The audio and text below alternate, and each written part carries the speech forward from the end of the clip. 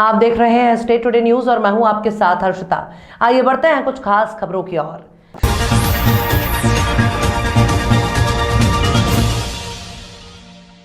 श्री महाकालेश्वर मंदिर के गर्भगृह में 23 मई से 27 मई 2022 तक प्रवेश बंद रहेगा। महामहिम राष्ट्रपति रामनाथ कोविंद 29 मई को दर्शन करने उज्जैन आएंगे। महाकालेश्वर मंदिर में महाकालेश्वर मंदिर प्रबंध समिति द्वारा गर्भगृह की रजत मंडित दीवारों, द्वार, रुद्र यंत्र, चांदी द्वार और सभा मंडप की चांदी द्वार की सफाई के दौरान मंदिर के गर्भगृह में दर्शनार्थियों का प्रवेश पूर्णतः वर्जित रहेगा। महामहिम राष्ट्रपति रामनाथ कोविंद पहली बार उज्जैन प्रवास पर आ रहे हैं। महामहिम राष्ट्रपति सबसे पहले बाबा महाकाल के दरबार में पहुंचकर पूजन अभिषेक कर आशीर्वाद लेना, उसके बाद आयुर्वेदिक महासम्मेलन में शिरकत करेंगे।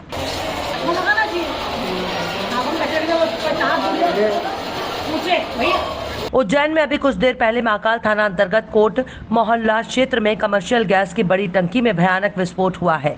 विस्फोट में 6 लोग घायल हो गए। गैस टंकी में विस्फोट की वजह से एक घर में कमर्शियल टंकी से अवैध रूप से गैस निकलकर कई गैस की टंकियां बनाने का कारोबार चल रहा था। गैस ट्रांसफर करते समय यह हादसा हुआ है। आसपास की कुछ दुकानों और मकानों में भी नुकसान हुआ है। पुलिस ने 15 से अधिक गैस की टंकी जब्त की है।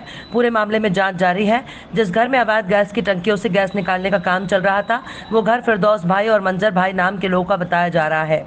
घटना में आसपास की 3 से 4 दुकानें भी क्षतिग्रस्त हुई हैं। घायलों को अस्पताल में भर्ती कराया गया है। किस तरह का विस्फोट हुआ, कैसे विस्फोट हुआ है? मैं तो अभी घर में था, मेरे पास फ़ोन आया छोटे भाई का। वो यहाँ दुकान पर बैठा हुआ था। ये हमारी किराए की 2 दुकानें हैं। एक दुकान तो हमारी ड्राई फ्रूट और शहद और इत्र की है, दूसरी दुकान पास में टायर वालों की है। दोनों हम किराएदार हैं और जिनका मकान है, जो हमारे ऑनर हैं, हमारी दुकान में जो आखिरी दीवार है उसके पीछे उनका कोई कमरा था। वहाँ पर कुछ टंकियाँ गैस की रखी हुई थी, जो पहले तो आग लगी, बाद में एक के बाद एक 2 ब्लास्ट हुए। मेरे पास फ़ोन आया तो मालूम हुआ कि जो अंदर वाली दीवार थी, सबसे कॉर्नर वाली, उसकी दीवार के जो टुकड़े हैं वो यहाँ सड़क पर आए हैं। अच्छी खासी दूरी है और कई लोगों के इसमें चोटें आई हैं। हमारे छोटे भाई की भी गर्दन में लगी, हाथ पैरों में लगी। एक और पास में जो भाई हैं उनके लगी। हमारे जो गुड्डू भाई किराएदार हैं टायर वाले, उनके बच्चे को लगी। इस तरह 4-5 लोगों को लगी। सामने आ रहा है इसके किस तरीके से? वजह तो हमें नहीं पता, दीवार के पीछे की बात है। हम लोग तो दुकान में बैठे थे। बस इतना मालूम हुआ है कि टंकियाँ फटी हैं, एक के बाद एक 2 हादसे हुए, जिससे पहले आग लगी और बाद में धमाका हुआ। हमारे ऑनर हैं जो दुकान के मालिक हैं, उनका नाम मुंशी खान भट्टे वालों के नाम फिरदौस भाई हैं। उनके जो सबसे छोटे वाले भाई हैं राजू भाई, फिरदौस भाई, उनकी दुकान, उनका घर है। हमें तो अभी 4-5 टंकियाँ ही नज़र आ रही हैं, बाकी हमें ज़्यादा पता नहीं कितनी टंकियाँ। मैं सैयद नासिर अली, दुकान का किराएदार हूँ यहाँ पर। ठीक है। 1 मार्च से नगर परिषद द्वारा जल वृद्धि कर 60 रुपए से 90 रुपए किए जाने पर आम आदमी पार्टी द्वारा विरोध स्वरूप नायब तहसीलदार और मुख्य नगर पालिका प्रशासक प्रतिभा भाबर को तहसील कार्यालय पहुंचकर ज्ञापन सौंपकर बढ़े हुए जल कर कम करने की मांग की गई है। इस दौरान बड़ी संख्या में आम आदमी पार्टी पदाधिकारी मौजूद रहे। नहीं चलेगी, नहीं चलेगी। नगर पंचायत की तानाशाही नहीं चलेगी। श्रीमान नगर पंचायत प्रशासक महोदय, तहसीलदार साहब, शामगढ़ नगर में जनप्रतिनिधियों के अभाव में जो नगर पंचायत के सीएमओ साहब ने जो जल कर वृद्धि की है, वो जनता के साथ कुठाराघात है। अन्य नगर परिषदों में जैसे सुहासना, करोट, वहाँ पे कोई जल वृद्धि नहीं हुई है और केवल शामगढ़ मंडी में 60 रुपए के 90 रुपए जो कर दिए गए हैं, वो गरीबों के पहले ही तो उनके ऊपर महंगाई की बात पड़ी हुई है और अब बार के ऊपर फिर बार। हमारा प्रशासक महोदय से ये निवेदन है कि जो निर्णय उन्होंने लिए, वो किसी भी पल योजना से पानी प्राप्त हो रहा है और हर तरीके से उसकी केवल व्यवस्था बांटने की है, वो व्यवस्था नगर पंचायत नहीं कर पा रही है। ये भी हमारा विरोध है। इसलिए हमारा निवेदन है कि जो जल का पानी है वह रोजाना दिया जाए, जिससे कि गर्मी के मौसम में वैसे ही पानी ज़्यादा लगता है। इसलिए मेरा निवेदन है कि यह जल समय पे दिया जाए और यह कर जो 90 रुपये की गई है, इसको फिर पुनः वापस दिया जाए। इसी भावना के साथ जो है हमारे आम आदमी पार्टी इसका विरोध कर रही है और हमारे आम आदमी पार्टी के जिला महामंत्री भाई गुरुवार को वन मंत्री कुंवर विजय शाह ने ग्राम गारबाड़ी में सावली खेड़ा से लंगोटी पहुंच मार्ग का भूमि पूजन किया, जिसकी अनुमानित लागत 16,38,50,000 करोड़। मंत्री कुंवर विजय शाह ने कहा कि सरकार आपकी है और सरकार का उद्देश्य है कि हर गांव को पक्की सड़क से जोड़ा जाए और सड़क निर्माण के पहले ही पुल बनवा दिए गए हैं, जिससे कि ग्रामीणों को आवागमन में सुविधा होगी और सड़क निर्माण से क्षेत्र के विकास में वृद्धि होगी। इस अवसर पर कुंवर विजय शाह ने सरकार द्वारा किए जा रहे विकास कार्यों की जमकर सराहना की और ग्रामीणों को अवगत कराया। सड़क निर्माण के भूमि पूजन के साथ जल मिशन योजना के अंतर्गत 83.55 लाख की लागत से पेयजल टंकी और नल जल योजना का लोकार्पण किया है। इस अवसर पर ग्राम गारबाड़ी में वन मंत्री कुंवर विजय शाह जी का आदिवासी परंपरागत नृत्य के साथ और आदिवासी शैली में कुंवर विजय शाह जी का भव्य स्वागत भी किया गया। मित्रों, भारतीय जनता पार्टी पंडित दीनदयाल जी और श्यामा प्रसाद मुखर्जी के दिखाए हुए अंत्योदय के रास्ते पर निरंतर प्रयासरत है। हम प्रतिबद्ध है कि समाज के अंतिम व्यक्ति को शासन की योजनाओं का सुगमता से लाभ दिलाए। हम और हमारी सरकार, आपके मंत्री माननीय विजय शाह जी, मध्य प्रदेश सरकार के जबलपुर युवा कांग्रेस ने बड़ी संख्या में आज स्मार्ट सिटी कार्यालय के सामने जमकर नारेबाजी की है। कार्यालय का घेराव किया। वहीं कांग्रेस ने अपने प्रदर्शन में ठेला भरकर धूल मिट्टी कार्यालय के सामने फेंककर अपना विरोध जताया। वहीं युवा कांग्रेस द्वारा स्मार्ट सिटी के कार्यालय के अंदर घुसने की कोशिश भी की, जहां पुलिस ने कार्यकर्ताओं को बाहर ही रोक दिया। वहीं युवा कांग्रेस का कहना है कि जबलपुर शहर को स्मार्ट सिटी के नाम पर धूल मिट्टी से बर्बाद कर दिया गया, जहाँ पूरे शहर में गड्ढे खोदे गए। स्मार्ट सिटी के नाम पर सड़कों को बर्बाद किया जा रहा है, न ही सड़कों की सुधार की जा रही है, न ही धूल मिट्टी से छुटकारा दिलाया जा रहा है, जहां आने जाने वालों को दिक्कतों और परेशानी का सामना भी करना पड़ रहा है। युवा कांग्रेस ने आरोप लगाया कि स्मार्ट सिटी के अधिकारी और सड़क ठेकेदार आपसी तालमेल से लगातार भ्रष्टाचार कर रहे हैं। युवा कांग्रेस ने ज्ञापन देकर मांग की है कि जल्द ही शहर से धूल मिट्टी से निजात दिलाई जाए और भ्रष्ट अधिकारियों के खिलाफ पर कार्रवाई भी की जाए। जी, आज युवा कांग्रेस ने क्षेत्रीय जनता के आह्वान पर युवा कांग्रेस और नगर कांग्रेस कमेटी के सौजन्य से आज हम लोग ने स्मार्ट सिटी का जो जबलपुर का कार्यालय है, मुख्य कार्यालय है, उसका घेराव प्रदर्शन किया है। मुख्य मांग फिलहाल एक या दो हैं। जैसे कि आप सब लोग जानते हैं, वो पूरा जबलपुर शहर जानता है कि जबलपुर का दूसरा नाम धूलपुर हो गया है। धूलपुर इसलिए हो गया है क्योंकि अनियमितताएँ जो हैं वो भ्रष्टाचार के साथ मिलके क्षेत्रीय जनता के ऊपर कुठाराघात इस कदर से मचा रही हैं जिसका कोई जवाब नहीं है। तो अगर हम लोग कांग्रेस पार्टी इसका विरोध नहीं करेगी, उसका विरोध कौन करेगा? तो इसीलिए आज हम लोग ने एक ठेले में हम लोगों ने धूल को रखा हुआ है और स्मार्ट सिटी का जो प्रशासन है उसको हम लोग आज वो धूल भेंट करने जा रहे हैं, ताकि उनको भी मालूम चले, क्योंकि वो तो खुद ऐसी गाड़ियों में घूमते हैं, तो उनको इस बात का एहसास होना चाहिए कि जनता अपनी छाती के अंदर कितनी धूल ऑलरेडी ले चुकी है।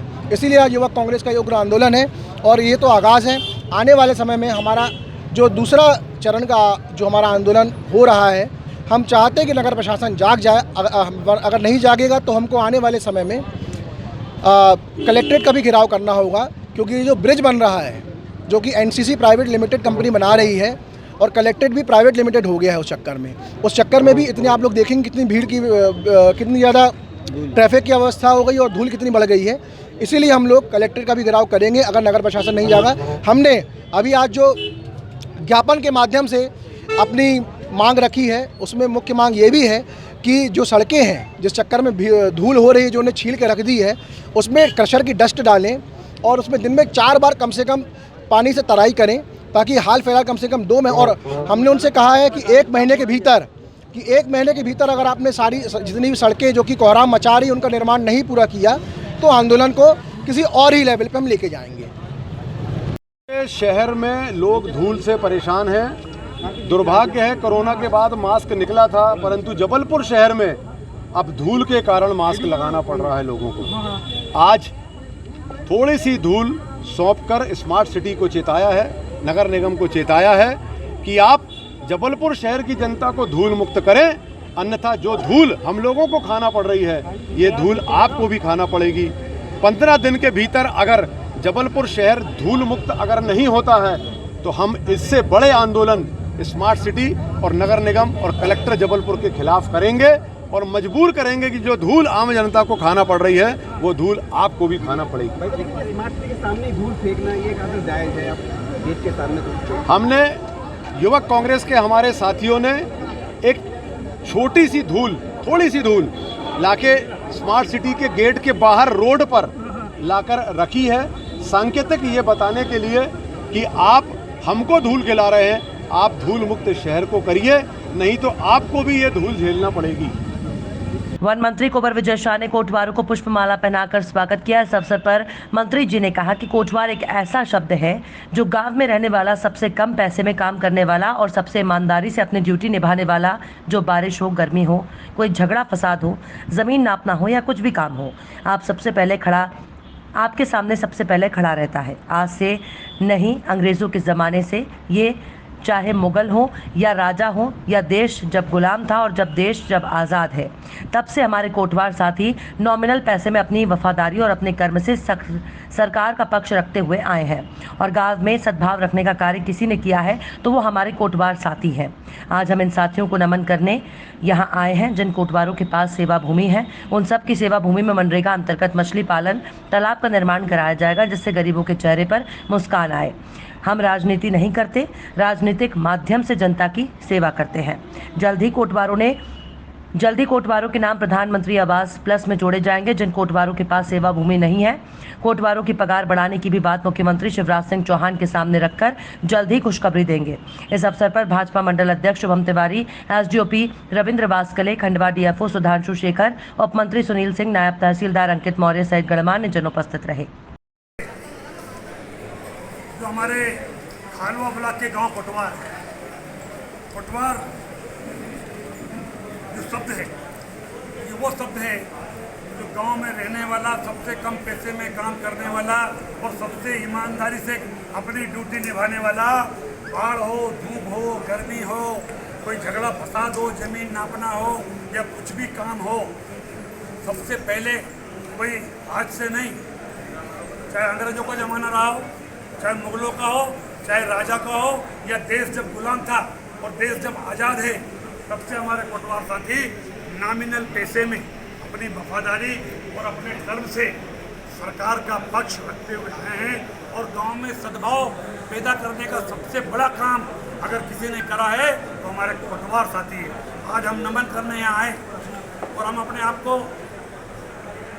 बहुत कहना चाहिए कि वो समझ रहे हैं कि हम भाग्यशाली कि हमें उस व्यक्ति का सम्मान करने का मौका मिला जो सबसे कम पैसे में पूरी ईमानदारी वफादारी निभा रहा है।